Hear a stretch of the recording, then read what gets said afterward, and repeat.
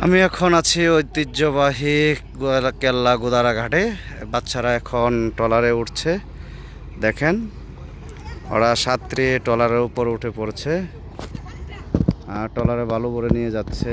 আমি আছি ইমরান আহমেদ ইমরান, গ্রাম বাংলার দৃশ্যবলী নিয়ে আপনাদের মাঝে সর্বক্ষণ এই চ্যানেলে থাকবো এলাকা ভিত্তিক সুন্দর সুন্দর সিনারি নিয়ে এবং মনোমুগ্ধকর পরিবেশে সবসময় আপনাদের মাঝে হাজির হব। এখন তীব্র রৌদ্র, দুপুর প্রায় 1:27 বাজে।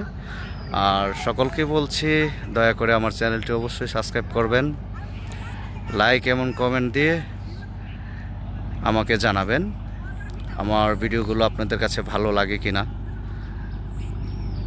এখন ধর্মজাল টান দিয়েছে আমার এক ছোট ভাই। আসলে মাছ ওঠে না, একবারেই মাছ নেই বললেই চলে। আর এটা হলো কেল্লা গোদারা ঘাট। আগে থেকেই আমরা এই জায়গায় আসতাম, সাঁতরাইতাম তাদের মতো এক সময়। গোদারা ঘাটে এখনও সারিবদ্ধ আছে।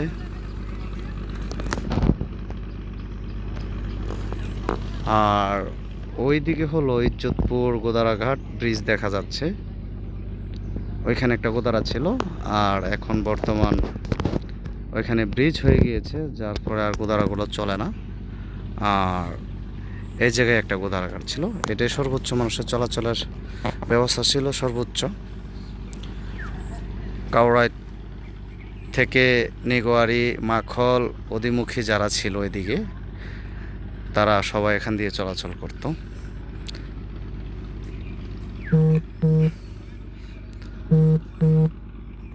আর এটা হলো এখানের পরিবেশ, খুব সুন্দর একটা পরিবেশ।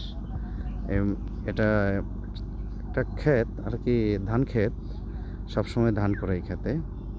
এখন হয়তো ধানের সিজন না, হয়তো রোপণ করবে কিছুদিন পরে। একটা ছাগল ঘাস খাচ্ছে, আর একটা ছাগল এখানে, আর তাল গাছ, আর এখানে আরও তাল গাছ আছে। খুবই সুন্দর পরিবেশ, দেখার মতো।